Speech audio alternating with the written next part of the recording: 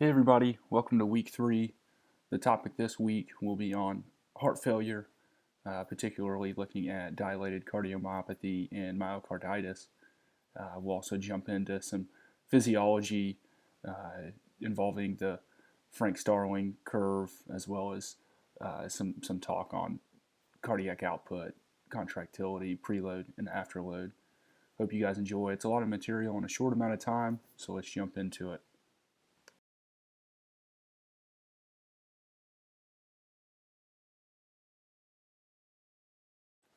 The way I like to organize thinking about heart failure is placing the etiology in one of two categories.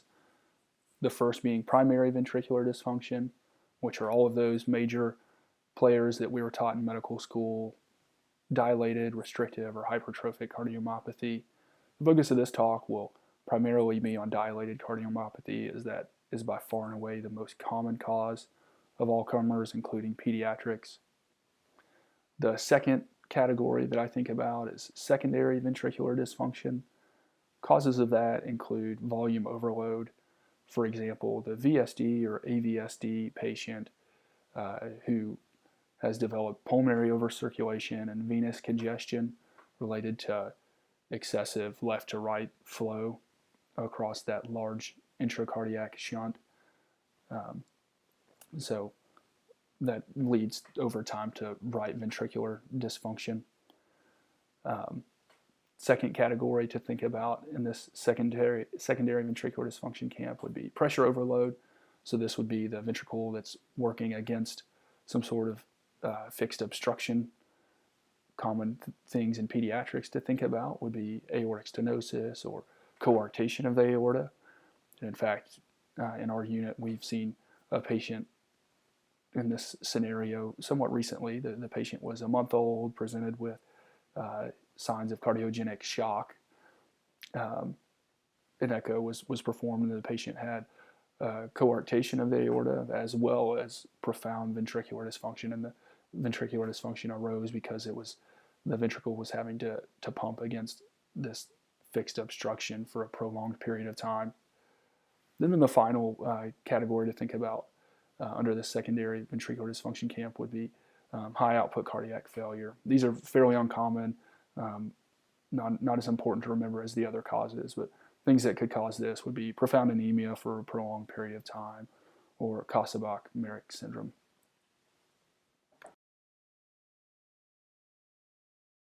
Of the common causes of primary ventricular dysfunction, dilated cardiomyopathy is the most common. Under that umbrella, several etiologies to consider. Over here on the right, you'll see a table listing several etiologies that apply to all comers, adults and pediatrics. But if you take nothing else from this slide, please remember this, and that's the top 3 etiologies of dilated cardiomyopathy for children. That would be idiopathic, myocarditis, or genetic. Another common clinical vignette or clinical scenario you're likely to encounter would be the child who is now school age or adolescent, who in their younger years, perhaps their toddler years, required chemotherapy for a solid tumor or leukemia, and is now presenting for the first time with a dilated cardiomyopathy. That is worth remembering as well. The presentation for dilated cardiomyopathy, would we expect this to be more indolent or acute in onset? The answer is indolent, generally developing over weeks to months, as opposed to an acute illness, which would develop over hours to days. A very typical story for the child with new diagnosis of a dilated cardiomyopathy would be the child who previously was very active, enjoyed outdoor activities, perhaps was even an athlete, and now the child or the parents have noticed he or she prefers more sedentary activities like watching television or playing video games around the clock. And then, of course, your common heart failure type symptoms that we're familiar with: dyspnea with exertion, easy fatigability, perhaps orthopnea, perhaps fluctuations in weight. So these are developing over weeks to months generally, not acutely. Consider your initial workup for the patient who you suspect may have a cardiomyopathy. No surprises here. You'll want to obtain a CBC, looking particularly at their hemoglobin hematocrit. Recall that profound anemia for a prolonged period of time can lead to a high output cardiac failure. A CMP, looking for baseline measures of renal and liver function. A pro-BNP, which we are likely to see elevated in the patient with severe ventricular dysfunction. A chest X-ray, looking for an enlarged cardiac silhouette, perhaps pulmonary edema, a useful imaging modality to consider while you're waiting on an echo to be performed. You'd like to obtain an EKG, which may show you ventricular hypertrophy. It may show you ventricular dysrhythmias, such as frequent PVCs, which are very common in dilated cardiomyopathy. And then specific subtypes of dilated cardiomyopathy may have ST segment changes on their EKGs, which we'll talk about in a moment. Of course, you'd like to obtain an echo looking at the ejection fraction. And then finally, there are cardiomyopathy panels available looking at viral and genetic causes of dilated cardiomyopathy.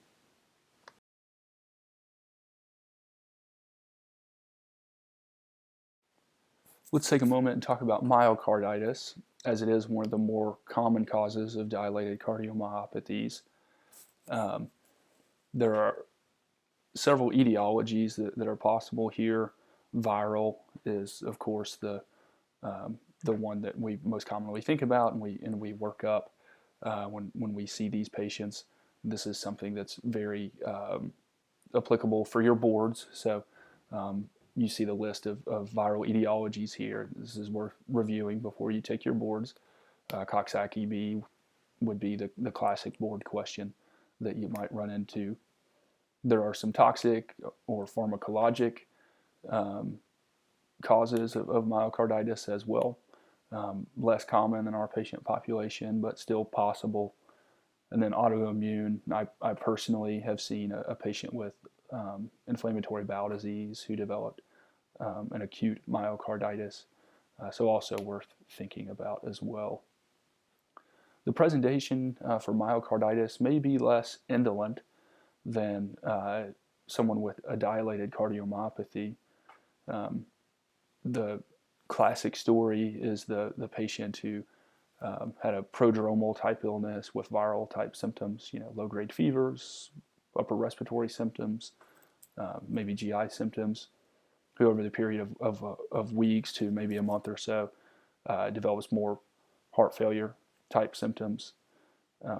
The patient may develop arrhythmias, and that may be the initial presentation or signal that they have a myocarditis. This would be the patient with like a new onset VTAC or VFib arrest even, who had an underlying myocarditis that just hadn't really declared itself until the arrhythmia manifested. And then there is that subset of patients who will present an outright cardiogenic shock or fulminant myocarditis. Less common, but something that needs to be on your radar for the very sick patient presenting to you in cardiogenic shock.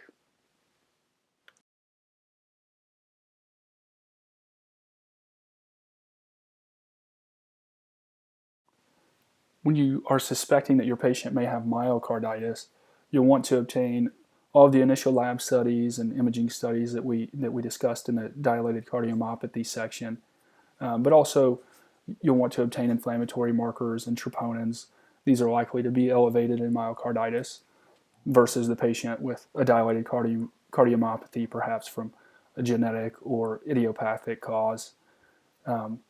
Likely the patient will have an elevated pro-BNP like we discussed before, and then obtaining markers of end-organ perfusion, particularly renal function, liver function, and lactate will be helpful as well as a baseline, particularly in that patient who's presenting in cardiogenic shock and fulminant myocarditis. Look over to the right here and let's talk about a clinical vignette that you may encounter on your boards and even in clinical practice. What cardiac condition often presents in infancy with nonspecific symptoms of heart failure, ST segment changes in the anterior lateral leads, and elevated troponins. The key here is the patient's age. This is an infant, so that should narrow your differential a bit. This would be the infant who has been struggling to feed, is not gaining weight appropriately, is irritable, may have nonspecific GI symptoms like frequent bouts of emesis. This patient presents to your clinic or your emergency room, and you begin a broad workup, including an EKG, where you are likely to find ST segment changes that may prompt you to obtain troponins, which will be elevated in this condition. So what's the answer? It's Al-Kappa, or anomalous left coronary artery arising from the pulmonary artery. Again, a useful entity to know about for your boards, as well as in clinical practice. Of course, an ICU lecture wouldn't be complete without some review of physiology, and the physiology that's important to think about in the setting of cardiomyopathy and heart failure is, of course, the Frank-Starling relationship. This admittedly was kind of hard for me to grasp for a while, especially throughout residency and the initial part of my first year fellowship. But hopefully I can present it in a simple way for you guys, and it won't seem so intimidating. Essentially, the Frank-Starling relationship is talking about the relationship between preload or ventricular end diastolic volume. Those two terms are synonymous with cardiac output or stroke volume, which we of course know is one of the components of cardiac output. So it's talking about the relationship between preload and cardiac output. And what it says is that under normal circumstances, normal being normal contractility and normal afterload, that increasing preload will enhance cardiac output to a certain point. At that certain point, you reach a flattened portion of the curve, and more preload does not equal greater cardiac output. And to extreme levels of preload, it can even start to harm your cardiac output as you've volume overloaded your patient. So those two exceptions I talked about, the normal circumstances that I mentioned, afterload and contractility, those are the exceptions here to the rule that we need to take a moment and talk about. Look at the green portion of the curve here. This is the patient who, with more preload, has even greater cardiac output than under normal circumstances. This would be the patient who is on a positive inotrope or has their afterload reduced by some pharmacologic measure, such as, perhaps a vasodilator. The red portion of the curve is speaking to the patient who has either extreme LV afterload increases. This would be perhaps the patient with a fixed obstruction, like we talked about in one of the first couple of slides, like the coarctation of the aorta patient who has a fixed obstruction with very, very high levels of LV afterload. Or it could be the patient with like myocarditis or a cardiomyopathy that has severely depressed contractility. And so those are the exceptions. Here on the red portion of the curve, you'll see that just like the normal curve, you can enhance their cardiac output with preload to a point. It won't be as much of a meaningful increase as you see in the normal curve, but that patient will also reach the downward trajectory sooner than the person with normal contractility in the purple curve. And so if you give too much volume to this patient with poor contractility or severely elevated LV afterload, you're going to reach that downward portion of the curve sooner and actually hurt their cardiac output. So again, Frank-Starling relationship at its very fundamental level is just talking about the relationship between preload and cardiac output. The caveats to remember are what increasing or reducing afterload or increasing or reducing contractility do to that relationship. So now that we understand the Frank-Starling curve, let's talk about a few questions and hopefully help consolidate, solidify this knowledge for practical purposes. Question number one, why might dobutamine be favored over norepi in acute decompensated heart failure? The question to ask here is what effects does dobutamine have versus norepi? Dobutamine is a beta selective inotropic medication versus norepi, which is going to have alpha receptor activity first, and then at higher doses, beta activity. So it acts as a vasopressor and an inotrope, when you can imagine in the setting of acute decompensated heart failure, that increasing afterload will not help your cardiac output. It's going to make the cardiac output of a very sick, poorly contractile heart even worse. So knowing that dobutamine is beta selective is the key to the answer here. Question number two, why would a beta blocker be indicated in long-term heart failure therapy? This may seem a little bit counterintuitive. In long-term heart failure, not to be mistaken for acute decompensated heart failure, because you certainly wouldn't use a beta blocker in that setting. But in long-term heart failure, you do have an increase in catecholamines that can cause cardiac remodeling that can be deleterious long-term to the contractility and cardiac output of the ventricles. So beta blockers will help mitigate that enhanced catecholamine surge that folks in long-term heart failure experience. The other part of this is that some beta blockers do also have antagonistic properties against the alpha receptors, and so will reduce your afterload. Carvedilol is a salient example of that. Question number three, why might milrinone be advantageous in heart failure therapy? Milrinone is a great drug. It does a number of things. Number one is it's a vasodilator, so it will reduce your afterload. Number two is it's an inotrope, so it will enhance contractility. And number three is it's a lusitrope. Lusitropy referring to appropriate relaxation of the ventricles and diastole, which will allow for enhanced filling time. So in that scenario, the ventricles relax appropriately. You have greater left ventricular end diastolic volume. Remember, we talked about that being synonymous with preload. So it hits preload and then allowing for greater cardiac output. Patients with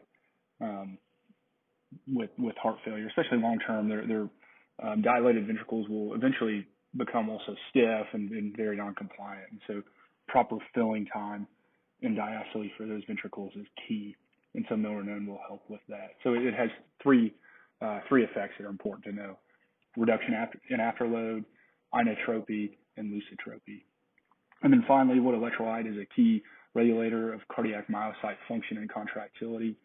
The answer here is calcium. Very important when you're dealing with someone in acute decompensated heart failure to be drawing labs regularly and checking a total calcium and ionized calcium. If the ionized calcium level is low, you do want to replete that. It will act as an inotrope and help contractility.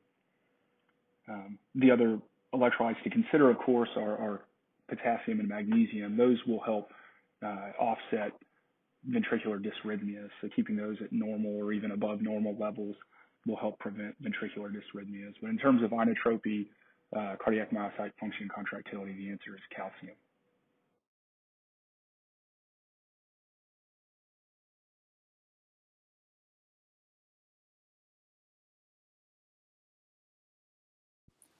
One final pearl for this talk that I'd like to leave you guys with is consideration for positive pressure ventilation in the patient with acute decompensated heart failure. The take-home point, or the bottom line, is that it can be very advantageous, and we'll talk about why in a few minutes. But there are some cons that need to be considered before you make this transition from negative pressure ventilation or spontaneous breathing to positive pressure ventilation or CPAP, BiPAP, or mechanical ventilation. This topic, by the way, goes to a much more complex topic of cardiopulmonary interactions. That's beyond the scope of this presentation, but I've left some resources at the bottom here for you if you're interested in learning more. So transitioning to positive pressure ventilation, this can be very scary. Indeed, intensivists will stay up at nighttime worrying about this sort of scenario. The reason it can be so scary and dangerous is the patient who has very poor contractility, very poor cardiac output, transitioning them to positive pressure ventilation, as you can imagine, increasing the intrathoracic pressure will decrease venous return to the right side of the heart and therefore decrease preload. In the patient with already very bad cardiac output, decreasing the preload can be devastating to the point where they'll have a cardiac arrest shortly after the transition or during the transition. So we'll do some things to augment that risk or to mitigate that risk and get them ready for this transition so that it can be made safely. We want them to be more in the euvolemic state as opposed to hypovolemic or hypervolemic. So many of these patients come in very ill and they're mildly hypovolemic. They benefit from a small fluid bolus to get them more euvolemic, helping augment their cardiac output. Number 2 would be starting an inotrope before the transition. An inotrope such as epinephrine, dobutamine, or milrinone, depending on the specific patient. And then number 3, if we are going to intubate them and they're going to need sedation for it, choosing a medication that won't dramatically decrease their systemic vascular resistance. That also hurts preload. And oftentimes those agents not only decrease systemic vascular resistance, but they have an effect of negative inotropy, decreasing contractility. So agents like that we avoid in this scenario would be benzodiazepines, morphine, high-dose fentanyl, propofol, all agents we don't want to use in this scenario. An agent like low-dose fentanyl, which is pretty hemodynamically neutral, or an agent like ketamine, which actually transiently increases systemic vascular resistance and can help preload, we would err on the side of using an agent like that in this scenario. So, assuming we've safely made the transition from negative pressure to positive pressure ventilation by using these mitigation strategies, the benefits are quite substantial for positive pressure ventilation in the patient in cardiogenic shock or acute decompensated heart failure. The primary effect is that it decreases LV afterload and decreases LV wall stress, a principle known as Laplace's law, if you're interested in learning more about that. And so decreasing LV afterload, of course, will enhance cardiac output, and that can be very advantageous for these patients who have very poor contractility and very poor cardiac output. And then the other thing, of course, in a state of shock, not just cardiogenic shock, but any state of shock, the metabolic demand of that state is quite high, and the oxygen demand to oxygen delivery ratio is very distorted. And so anything you can do to help decrease their metabolic demand or lower their oxygen consumption will be desirable. And intubation, taking away the work of breathing in the state of shock, will certainly do that. And so that's another big benefit. Not just intubation. I shouldn't just say that, but non-invasive support or invasive support would have that effect potentially. So those are the benefits, and as long as you can safely make the transition, it can be very beneficial for their cardiac output and their state of high metabolic demand, high oxygen extraction. So that's the end of the talk for this week, guys. Tune in next week for a talk on ductal-dependent lesions. I hope that this one was helpful and insightful and practical for you. As always, let me know if you have questions or clarifications about the talk. We'll see you next week. Thanks.